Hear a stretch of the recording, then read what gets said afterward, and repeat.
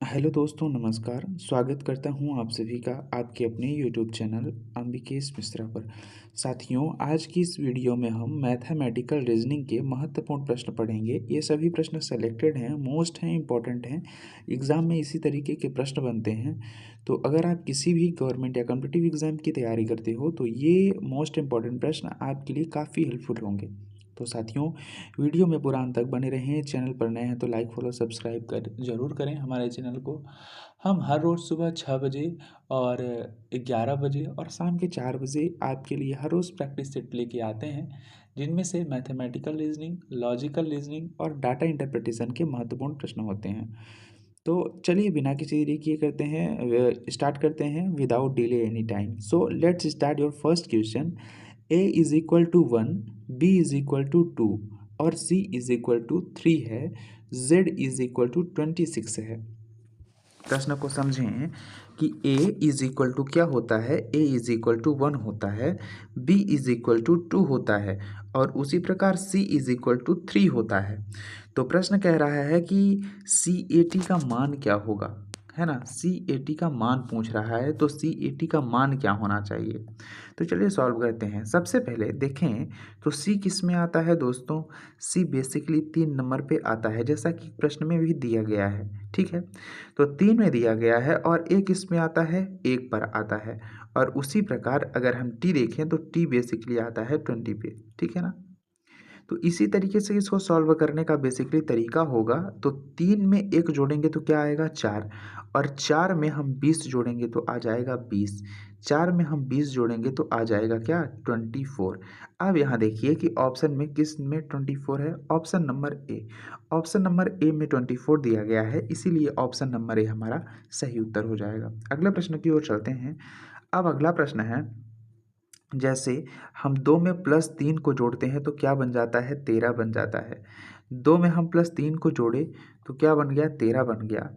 3 में हम 4 को जोड़े तो क्या बन गया, 25 बन गया। 4 में हम 5 को जोड़े तो क्या बन गया, 25 बन गया। उसी प्रकार 4 में हम 5 को जोड़ते हैं तो क्या बनता है, ये पूछा गया है। आपके ऑप्शन है ए 35, ऑप्शन नंबर बी है 41, ऑप्शन नंबर सी है 45, ऑप्शन नंबर डी है 49। अब बेसिकली हम इसमें देखेंगे कि लॉजिक क्या लग रहा है। बेसिकली इसमें देखें कि लॉजिक क्या लग रहा है, इसी प्रकार से हम इसको सॉल्व करेंगे। ठीक है, तो दोस्तों, तो इसमें देखिए सबसे पहले लॉजिक लग रहा है 3 में ऐसा क्या प्लस किया। तो चलिए हम अपना लॉजिक लगाते हैं। सबसे पहले इसमें लॉजिक लगा रहा है 2 का क्या किया, 2 का स्क्वायर किया, 2 का स्क्वायर किया और प्लस जो है इसमें 3 का स्क्वायर किया। बेसिकली 3 का स्क्वायर करता है तो क्या हो जाता है, 2 2 ज़ा 4 और 3 3 ज़ा 9 इज इक्वल टू क्या हो जाता है, 13। ठीक है ना, इज इक्वल टू हो गया 13।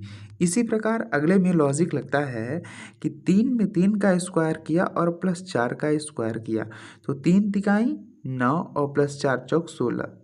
तो 16 और 9 कितना हो जाएगा, 25 हो जाएगा। ठीक है, अब इसी प्रकार चलिए हम अगला लॉजिक करते हैं। यही लॉजिक मतलब सभी में लगेगा।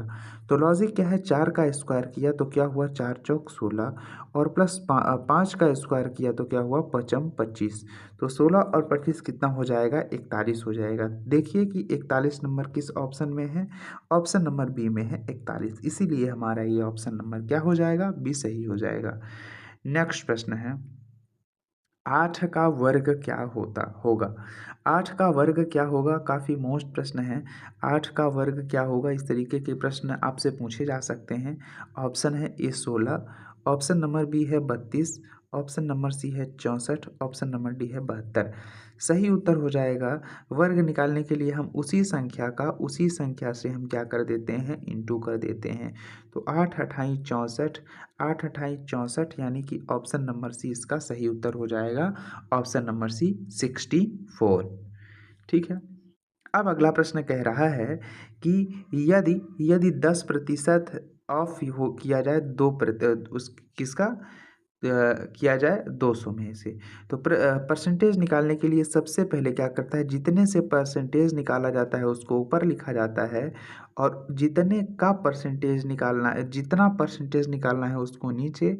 और फिर बेसिकली क्या किया जाता है, 100 से क्या कर दिया जाता है, फिर बेसिकली 100 से क्या कर दिया जाता है, 100 से इंटू किया जाता है।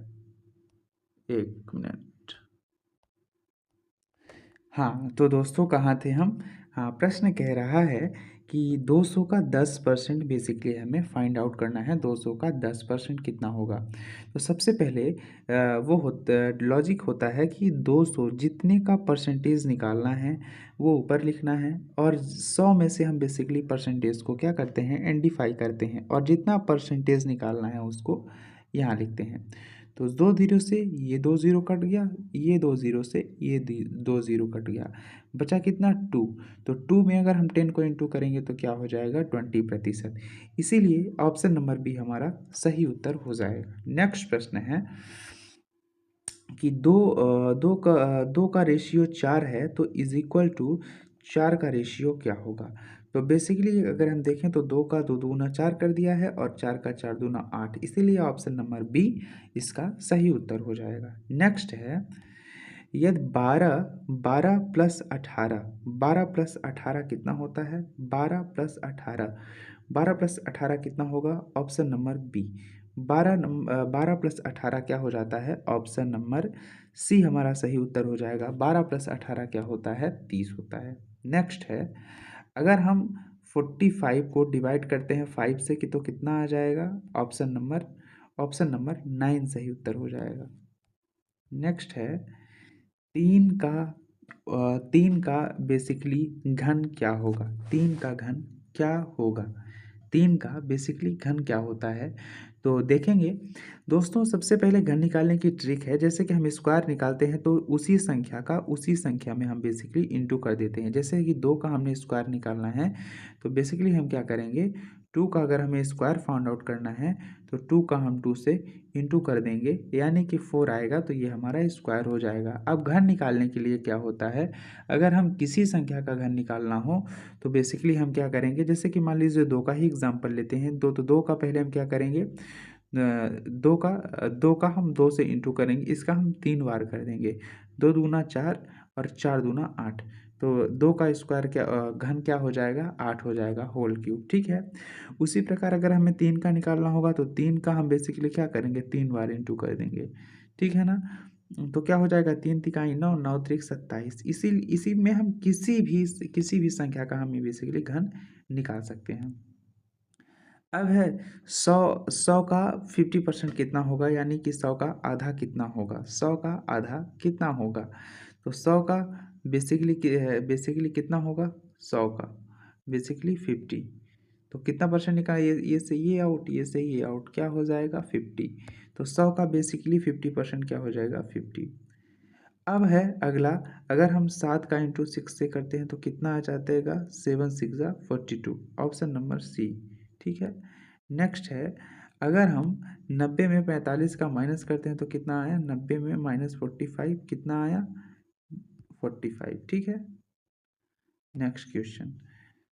हाँ, अब प्रश्न आ रहा है 80 का बेसिकली 25% कितना होगा? तो 80 परसेंटेज निकालने के लिए सबसे पहले हमें जितने से परसेंटेज निकालना है उसको ऊपर लिखते हैं, और बेसिकली परसेंटेज को हम 100 से सॉर्ट आउट करते हैं, तो बेसिकली हम परसेंटेज को नीचे लिखते हैं।